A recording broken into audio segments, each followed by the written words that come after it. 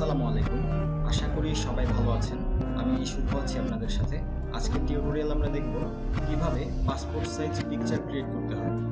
তো প্রথমেই আমরা চলে যাব এখান থেকে ক্রপ টুল নিয়ে আমরা এখানে রেশিওটাকে চেঞ্জ করে ওয়েট, হাইট অ্যান্ড রেজুলেশন এটাকে সিলেক্ট করে দিব। তো এখন আমরা আমাদের সাইজটাকে বসিয়ে দিব। তো সাইজটা হচ্ছে 38 mm, মানে হচ্ছে মিলিমিটার, আর এখানে 48 mm। এখানে রেজুলেশন হবে 300। তো এখন আমরা আমাদের পিকচারটাকে পজিশন মতো বসিয়ে নিব।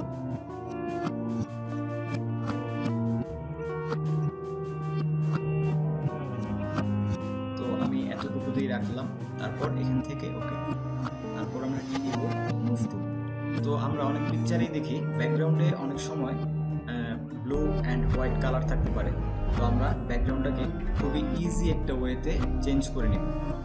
তো তার জন্য আমরা এখান থেকে ব্যাকগ্রাউন্ডটাকে আনলক করে দিলাম।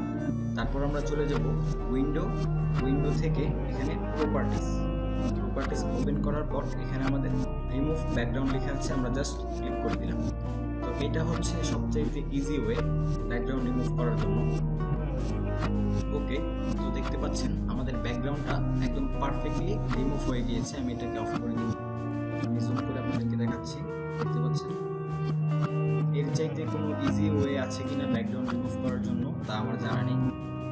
তো এখন আমরা যদি ব্যাকগ্রাউন্ডে কোনো কালার দিতে চাই, তার জন্য আমরা চলে যাব এখান থেকে আমরা নিয়ে নিব সলিড কালার। তো এখান থেকে আপনি আপনার ইচ্ছা মতো যে কোনো কালার দিতে পারেন। তো এক্সাম্পল আমি হোয়াইট কালারটা দিয়ে রাখলাম এবং এটাকে আমরা ড্র্যাগ করে এটা নিচে দিয়ে দিলাম। তো আপনি চাইলে এখান থেকে কালারটাকে চেঞ্জও করতে পারবেন। এক্সাম্পল আমি দেখাচ্ছি, আপনি যদি চান এই কালারটাও দিতে পারেন। ওকে, আমরা এটাও রাখতে পারি, নো প্রবলেম। তারপর ওকে। তো এখন আমরা চলে যাব আমাদের এখান থেকে লেয়ার থেকে পিকচারটাকে সিলেক্ট করে নিতে হবে। এখন আমরা চলে যাব ইমেজ থেকে অ্যাডজাস্টমেন্ট থেকে আমরা চলে যাব কার্ভস। তো এখানে যদি আমরা পিকচারটাকে একটু হোয়াইট করতে চাই, তো এই কার্ভসটাকে জাস্ট করে দিয়ে দিব। দেখতে পাচ্ছেন আমাদের পিকচারটা একটু হোয়াইট হয়েছে।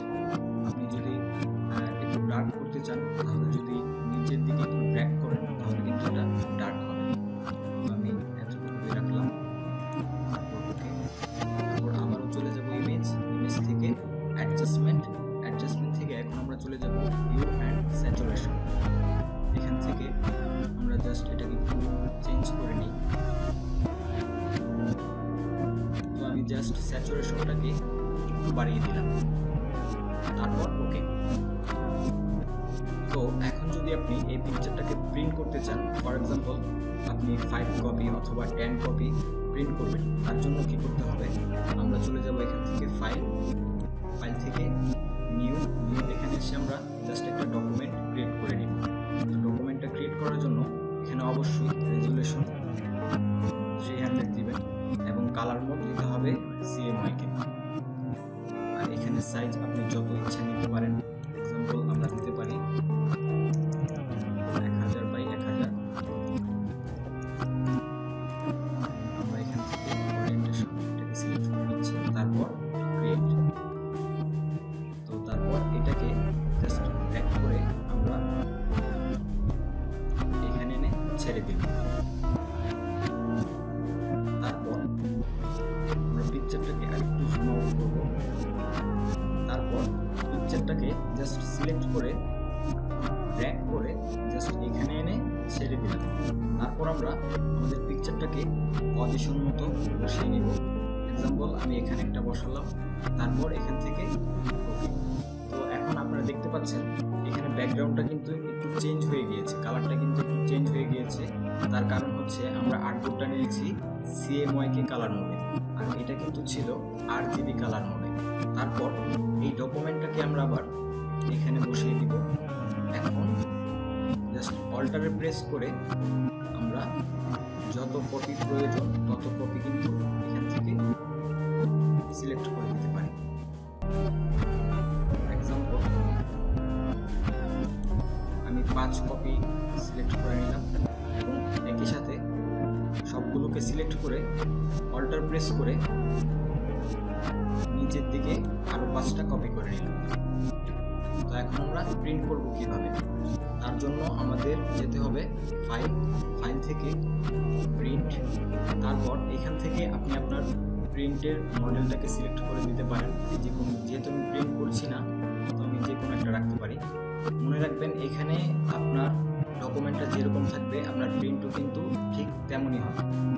তো আপনি চাইলে এটাকে এখান থেকেও বড় করে দিতে পারেন। তো আমি এতটুকু করে দিলাম এক্সাম্পল।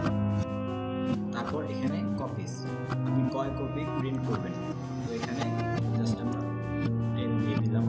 তারপর আমরা যদি এখানে প্রিন্টে যদি ক্লিক করি, তাহলে আমাদের এখানে একটা অপশন আসবে এরকম।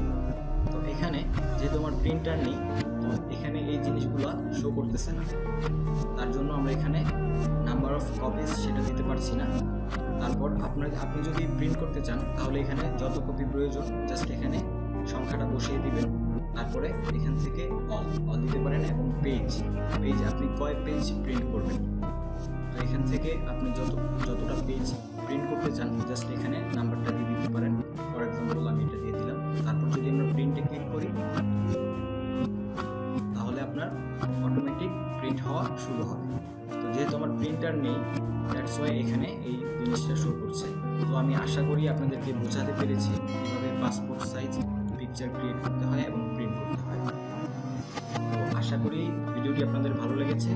যদি আমার ভিডিওটি ভালো লেগে থাকে, অবশ্যই আমার চ্যানেলটি সাবস্ক্রাইব করবেন এবং ভিডিওটিতে একটি লাইক দিয়ে দিবেন। তো আজকের টিউটোরিয়াল এই পর্যন্তই।